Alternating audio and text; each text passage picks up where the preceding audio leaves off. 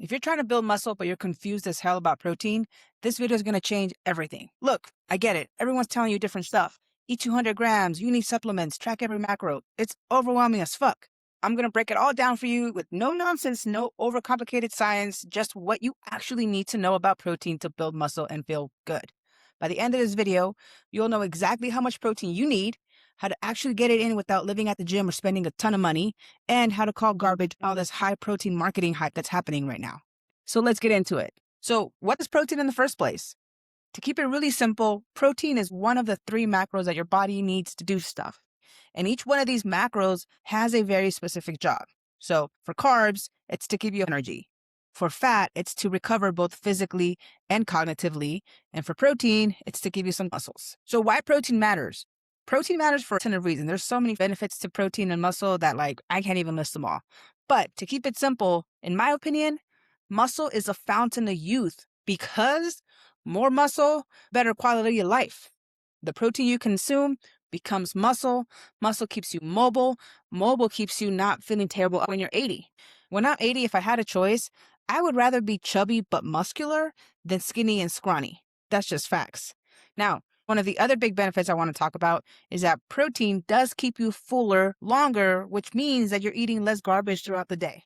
And this is going to tie back in when we talk a little bit later about supplements versus real food. So let's get right into it. How much protein do you actually need? The simple rule is that per meal, you need about 30 to 40 grams of protein. And per snack, you need about half of that. So 15 to 20 grams of protein. That's just a good general rule of thumb for most people watching this video. Now, if you want the nerdy math version of this, then yes, here it is. You can eat between 60 to 100% of your body weight in grams of protein. What does that mean? Here's an easy example. Let's say you weigh 200 pounds. At minimum, you want to be getting 60% of your weight in protein. So that means that you should be eating 120 grams of protein. On the other end, if you want to shoot for 100% of your body weight, that means that you would be eating 200 grams of protein. And so to tie it back and tell you why you should just use this instead of worrying about all this math, take this 120 grams of protein, divide that by 3 meals. 120 divided by 3 is 40 grams of protein. Boom, I'm telling you, stick to this. If you really want to be a fucking nerd, go for the math version, but this will cover your bases every time. Now, there is something I want to talk about because some people watching this video are going to be a little bit over 250 pounds. If that's you, don't do this math because this is just going to be a shit ton of protein for you. Do this instead. Aim for 100% of your ideal body weight in grams of protein. So for example, if you weigh 300 pounds right now and your ideal weight is 220 pounds, then eat 220 grams of protein. Why? Because eating 300 grams of protein is a shit ton of protein. And if you're not used to eating protein, you're going to be pretty fucking miserable and you're going to quit. I can tell you that working with over 10,000 fucking people in the last 15 years, most people that start this journey are eating less than 100 grams of protein per day. So if you're starting out, start chill. Start with 30 grams, work your way up to 40. Keep it chill right in there. You don't need to overcomplicate this thing. Y'all love to complicate shit. So you know how much protein you need to eat? How the fuck do you eat it? Here's how we get started. Number 1, I want you to log it. Track what you're actually eating right now so that you know how much protein you are getting or not getting. Most people aren't getting enough, but I have been surprised in the past. So I would encourage you to just start by logging it so that you can see exactly how much protein you're currently getting now. The next thing, after you log it and you find out that you're not eating enough protein, I don't want you to just throw away your lunch and look for a higher protein meal because chances are you're going to go on TikTok, you're going to save some fucking meal that you're never going to get to. And even when you get to it, it's going to be a shit show. You have to go buy all that shit, learn how to cook it. And at the end of the day, you might not even like it. That's just too much fucking trouble. So instead, do this. Let's say, for example, that you find out that for lunch, you're not getting any damn protein. What I want you to do is simply look at what you're already eating, find out what has the protein, and double it. So for example, if you're eating a fucking hamburger, most of the protein is going to come from the burger patty. What I want you to do is double that. So get 2 burger patties instead of just 1. Now, when you do that, that's going to have your calories shoot up.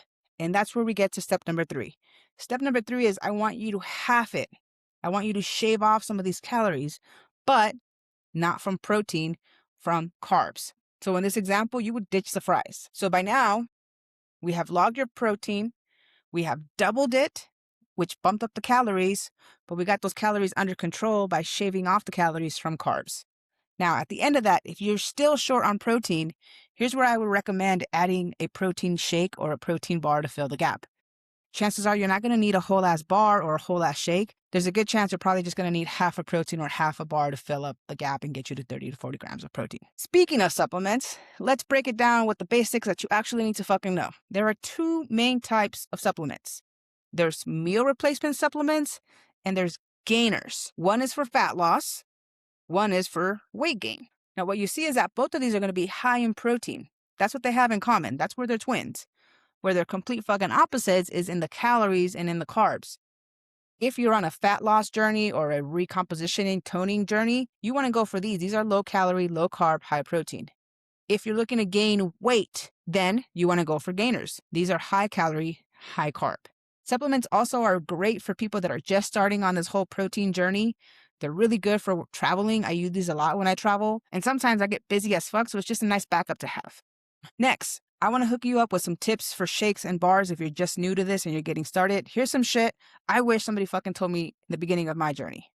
Let's start with shakes.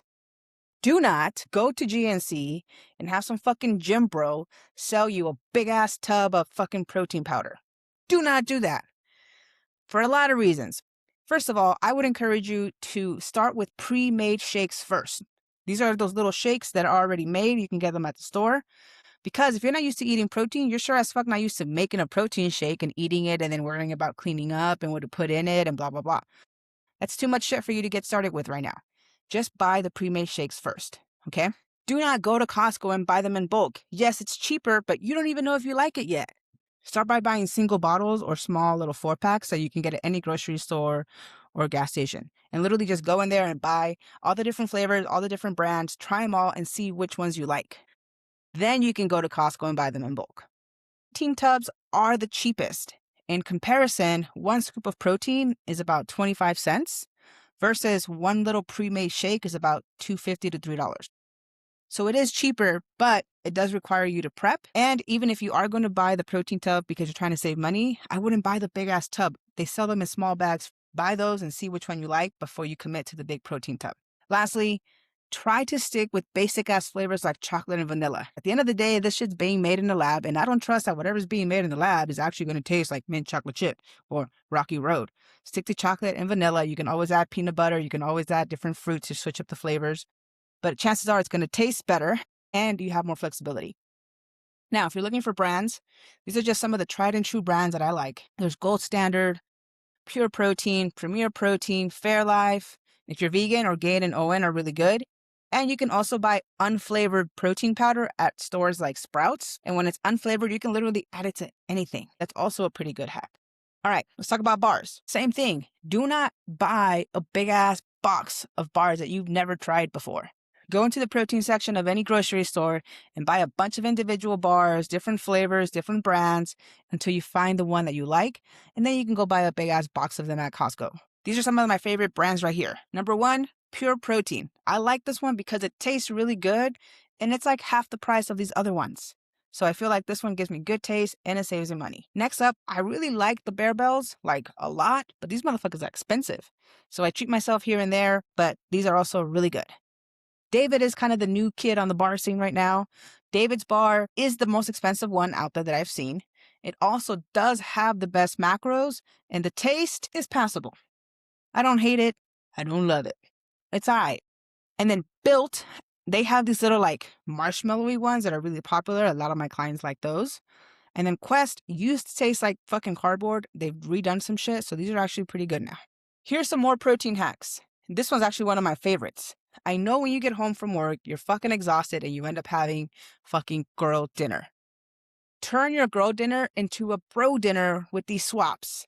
Because good news is that now there's protein versions of every fucking girl dinner thing you could think of, and they don't taste like ass. So for example, if you want some fucking ice cream, instead of getting that Haagen-Dazs shit, try a protein ice cream. A really popular brand is Halo Top. If you're craving chips, you can swap your Doritos for protein chips. A brand that I really like is Quest. They even have like the Hot Taki, Hot Cheeto version of shit. And it has a shit ton of protein. If you want some cookies, Check out the Legendary brand. They have cookies and Pop-Tarts and cinnamon rolls and donuts. They have all these like protein pastries. These do taste like ass a little bit if you eat them cold, but if you heat them up for like 10, 15 seconds, they're actually pretty bomb. So you're probably at this point thinking like, okay, bitch, so you want me to be eating all these like protein processed foods? No, that's just a good way to get started because of this. When you're first starting to eat a lot of protein, you're not used to eating a lot of protein. And like I said earlier, protein makes you feel full. So if you're not used to eating a lot of protein and then I'm just stuffing a bunch of fucking egg whites and cottage cheese and chicken, you're going to be a dick. So what's good about supplements in the beginning is that they're low volume, meaning if you drink a protein shake, that's going to take up less fucking space in your stomach than eating a fucking chicken breast. So this allows you to eat it more comfortably, still get the right amount of protein in your body, and gets you used to this whole idea of consuming more protein in general. Well, then the next question is like, okay, so then like, when do I start to switch to real food? The answer is when you're hitting your protein goal and you're still hungry, that is a sign that it's time to start swapping out some of the supplement protein for some real food protein. Some ideas would be like swapping out your protein shake in the morning for some cottage cheese, swapping out your protein bar snack for some beef jerky, swapping out your protein chips for some hard-boiled eggs. Once you can hit your protein goals easily, then you can start swapping out the supplements for whole foods, and then you start using the supplements as just backup. Now let's talk about this high protein hype I'm seeing everywhere. Literally everything in the world right now is claiming that it is high protein. I've seen some ridiculous ass shit like protein water, and I'm like, bitch, it's what? No.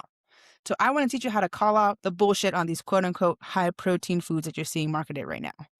Number one, ignore the front package. Fuck what the packaging says. It is hype. Do not believe it. I want you to turn that package around and go straight to the nutrition label. When you get to the nutrition label, you're going to do step number 2, which is the 1 in 10 rule. What that means is that for every 100 calories that this food has, there should be at least 10 grams of protein for that. Let me give you an example. A protein bar that's 200 calories should have at least 20 grams of protein. That passes the bullshit test. If you see a high protein cookie that's 300 calories and only has 8 grams of protein, that's when you call bullshit. So if you ignore the package, you go straight to the label, and you look for 10 grams of protein for every 100 calories in that food, that's how you will not get bamboozled in this high protein hype bullshit that's going on right now. Okay, so we talked about proteins, and now you're like, well, what about carbs and fats? Bro, don't overcomplicate it. Most people will hit their fitness goals by simply managing calories and protein. You don't need to be perfect. You just need enough protein most days for a long time. That's how you build a body that's going to last you when you're fucking 80. And that's it. Protein made simple. You now know how much protein you need, how to get it in, and how to call bullshit on all this fake high protein hype that's happening right now.